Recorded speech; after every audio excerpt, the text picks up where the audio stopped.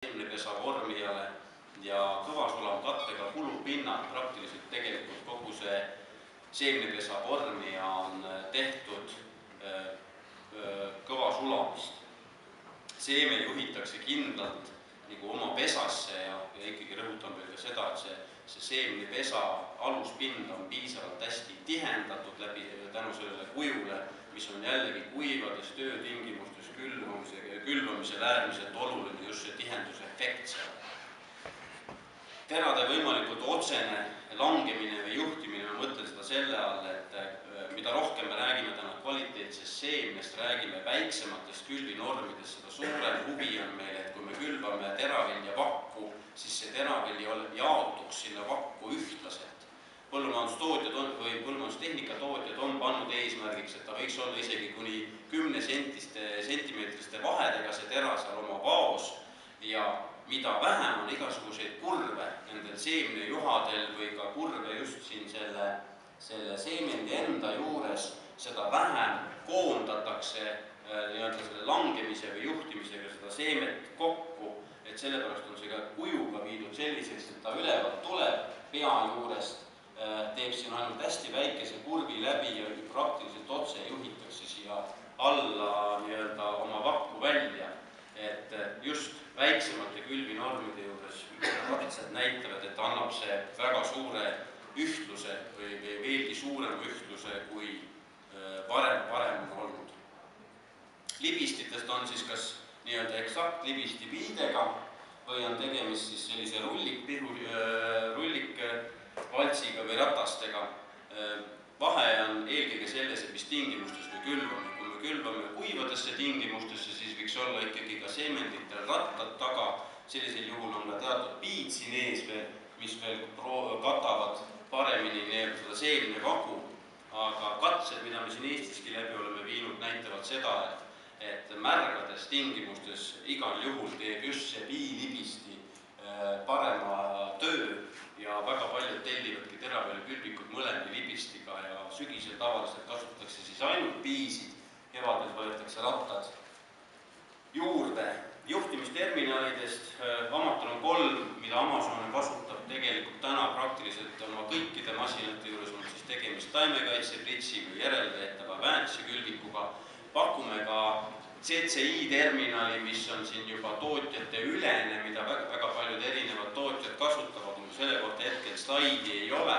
Me küll sel aastal juba ka esimesed CCI läbi Amazoni müüme Eestisse, müüme ühele väetise külvikule, aga põhimõtteliselt on siis kõik funktsioonid koondunud ühte terminali. Ma eraldi enam hüdrokange vajutama ei pea, on vajalik ainult üks hüdroväljavõte survega ja vaba tagasikool.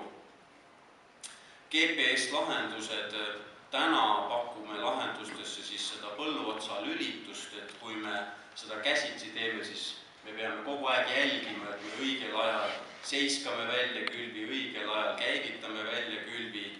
Kui me seda GPS-i järgi teeme, siis me saame selle tunduvalt parema kvaliteediga selle lülituse.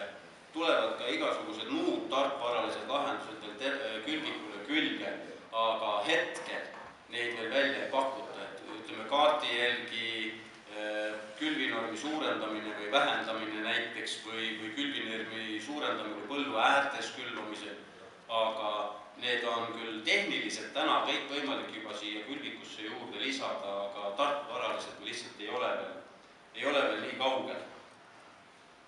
Lisaterminal tuleb siin alates sügisest juurde, see lisaterminal paikneb külviku külje peal ja mõeldud on selle peale, et ma saaksin võimalikult lihtsalt oma külvinormi kalibreerida, et muidu isegi kui ta mul on automaat, ma pean ikkagi kabiini minema või kabiinist välja tulema, et seda külvi kotti tühjendada, et kui see pisike terminal on seal külviku külje peal, siis ma ei pea enam jooksma traktori kabiini ja külviku vahet, vaid ma saan kõik need seadistused ära teha kohe seal külviku külje peal seistes. Seemnevoolikute kontroll, Amazon ise seda ei paku, õigemini paneb ta külge, ta on Dickinsoni oma. Valid oli tegelikult võimalik siin Dickinsoni ja ka ühe Vene tootja vahel ja muidu ikka öeldakse, et venelane ei tee väga häid asju, siis on ikka asju, mida venelane paremini teeb, näiteks isegi see seemnepoolikute kontrollmehhanism tegelikult on venelase oma parem.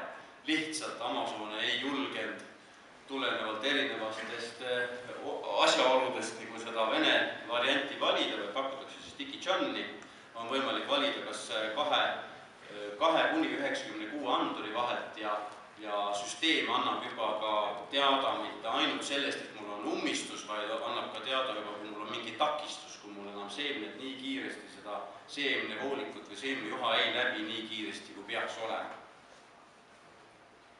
Päris ühe hingetõmbega ei saanud, aga olnud inimesed rohkem aega. Küsimuste jaoks vist enam aega ei ole. Aga aitäh tähelepanu eest, et selline see uus külvik on. Kindlasti saaks tast 3 korda kauem rääkida ja hoopis rohkem detailidesse laskuda ja mida on võimalik ka kindlasti teha, et müügimehing siin maja peal päris palju. Et kui huvi on, võtke nöögist kinni, võib ka minu nööpi keerata. Aitäh tähelepanu eest!